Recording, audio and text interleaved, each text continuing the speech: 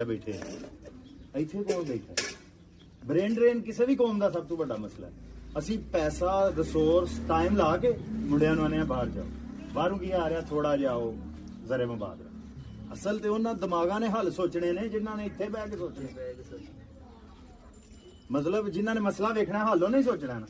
ਤੂੰ ਬਾਹਰ ਟੁਰ ਗਿਆ ਪਾਕਿਸਤਾਨੀ ਜਿਹੜੇ ਓਵਰਸੀਜ਼ ਬੈਠੇ ਨੇ ਆਂਦੇ ਨੇ ਅੱਗ ਲਾ ਦਿਓ ਇਹ ਕਰ ਦਿਓ ਉਹ ਕਰ ਦਿਓ, ਉਹਨਾਂ ਨੂੰ ਪਤਾ ਹੀ ਨਹੀਂ ਫਿਰ ਹੁਣ ਰਿਐਲਿਟੀ ਕੀ। ਮੇਰਾ ਭਰਾ ਆਂਦਾ ਉੱਠ ਬਾਹਰ ਜਾ ਕੇ ਇhtਜਾਜ ਕਰ, ਮੈਂ ਉੱਠਿਆ ਆ ਕੇ ਚੂਚਿਆਂ ਨੂੰ ਦਾਣੇ ਪਾਣ ਮੈਂ ਨਹੀਂ ਇhtਜਾਜ ਕਰਨਾ, ਮੈਂ ਜਾ ਕੇ 에어ਪੋਰਟ ਆਇਆ ਦਾਲ ਇਹਨਾਂ ਨੂੰ ਜਾ ਕੇ ਵੱਟੇ ਮਾਰਾ ਗੋਲੀਆਂ ਮਾਰ, ਉਹਨੂੰ ਤਾਂ ਨਹੀਂ ਪਤਾ। ਤੁਸੀਂ ਇਕੱਠਾ ਹੋ ਜਾਓ, ਟੈਲੈਂਟਡ ਬੰਦੇ ਮੁਲਕ ਚ ਰੁਕੇ ਨਾ ਮੁਲਕ ਨਹੀਂ ਬਚਣਾ, ਪਾਕਿਸਤਾਨ ਨਹੀਂ ਬਚ ਸਕਦਾ। ਇਹ ਗੱਲ ਤੁਹਾਨੂੰ ਪਤਾ ਪਾਕਿਸਤਾਨ ਨਹੀਂ ਬਚ ਸਕਦਾ, ਕਹਿ ਰਹੇ ਨੇ ਸਾਰੇ, ਕਿਉਂ ਨਹੀਂ ਬਚ ਸਕਦਾ? ਕੋਈ ਸਿਆਣਾ ਬੰਦਾ ਇੱਥੇ ਰਹਿ ਹੀ ਨਹੀਂ ਰਿਹਾ। ਇੱਥੇ ਡਰਾਈਵਰ ਰਹਿ ਰਹੇ ਨੇ, ਕਲੀਨਰ ਰਹਿ ਰਹੇ ਨੇ, ਗਵਾਲੇ ਰਹਿ ਰਹੇ ਨੇ, ਡਾਕਟਰ ਜਿਹੜਾ ਜਾ ਨਹੀਂ ਸਕਦਾ। ਅਸੀਂ ਕੀ ਕਰਨਾ, ਜਿਹੜਾ ਜਾ ਸਕਦਾ ਉਹਨੂੰ ਵੀ ਰੋਕਣਾ।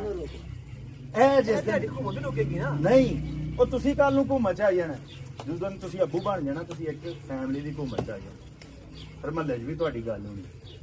ਤੇ ਜਦੋਂ ਤੁਹਾਡਾ ਜ਼ੇਨ ਹੀ ਅਹਿਸਾਸੇ ਕਮਤਰੀ ਵਾਲਾ ਹੋਣਾ, ਤੁਸੀਂ ਹਕੂਮਤ ਬਣ। ਮੈਂ ਹਕੂਮਤ ਆ, ਮੈਂ ਐਕਸਾਈਜ਼ ਇੰਸਪੈਕਟਰ, ਮੈਂ ਹਕੂਮਤ ਦਾ ਹਿੱਸਾ ਤੌਰ ਤੇ ਕਰ ਰਹੇ ਕੋਸ਼ਿਸ਼। ਤੁਹਾਡੇ ਸਵਾਲ ਅੱਛੇ ਨੇ, ਲੇਕਿਨ ਇਹ ਸਾਰੇ ਉਹ ਸਵਾਲ ਨੇ ਜਿਹੜੇ ਰਿਪੀਟ ਹੋ ਰਹੇ ਨੇ। ਜਵਾਬ ਨਹੀਂ ਤੁਸੀਂ ਤੁਹਾਡੇ ਕੋਲ ਹੈ, ਸਵਾਲ ਹੈ ਨੇ ਔਰ ਨਾਮ ਦੀ ਕੋਈ ਆਪਸ਼ਨ ਨਹੀਂ, ਇੰਪੋਸੀਬਲ ਕੋਈ ਲਫ਼ਜ਼ ਨਹੀਂ। ਤੁਸੀਂ ਆਪਣੀ ਜ਼ਿੰਦਗੀ ਬਾਹਰ ਜਾਓ, ਜਿਹੜਾ ਪੈਸੇ ਕਮਾਓ ਮਤਲਬ, ਲੇਕਿਨ ਉਹ ਨਾਲ ਨੌਲੇਜ ਹਾਸਲ ਕਰੋ ਕਿ ਦੁਨੀਆ ਚੱਲ ਕਿਵੇਂ ਰਹੀ। ਸਿਰਫ ਬ੍ਰੇਨ ਡਰੇਨ ਰੋਗ। ਅਸੀਂ ਅੱਜ ਕੱਲ੍ਹ ਸਾਰੇ ਪੜ੍ਹ ਰਹੇ ਹਾਂ ਕਿ 92,000 ਪਾਕਿਸਤਾਨੀ ਬਾਹਰ ਗਏ ਨੇ, ਕਿ ਕਿੰਨੇ ਪ੍ਰੋਫੈਸਰ 7 ਲੱਖ 7 ਲੱਖ ਗਏ ਨੇ ਨਾ। ਜਿੰਨੀਆਂ ਯੂਨੀਵਰਸਿਟੀਆਂ ਦੇ ਮੁੰਡੇ ਨੇ ਸਾਰੇ ਬਾਹਰ ਟੁਰ ਗਏ। ਇੱਥੇ ਕਿੰਨੇ ਮਸਲਿਆਂ ਨੂੰ ਸੰਭਾਲਣਾ ਜਾਂ ਸਹੀ ਕਰਨਾ। ਉੱਥੇ state of the art health facilities ਨੇ ਅਮਰੀਕਾ 'ਚ, ਕਿਉਂ ਨੇ? ਸਾਰੇ ਇੰਡੀਅਨ ਡਾਕਟਰਸ ਉੱਥੇ ਨੇ, ਅਫਰੀਕਾ ਦੇ ਅੰਗਰੇਜ਼ੀ ਬੋਲਣ ਵਾਲੇ ਮੁਲਕਾਂ ਦੇ ਉੱਥੇ ਨੇ, ਬੰਗਲਾਦੇਸ਼ ਦੇ ਉੱਥੇ ਨੇ, ਪਾਕਿਸਤਾਨ ਦੇ ਉੱਥੇ ਨੇ।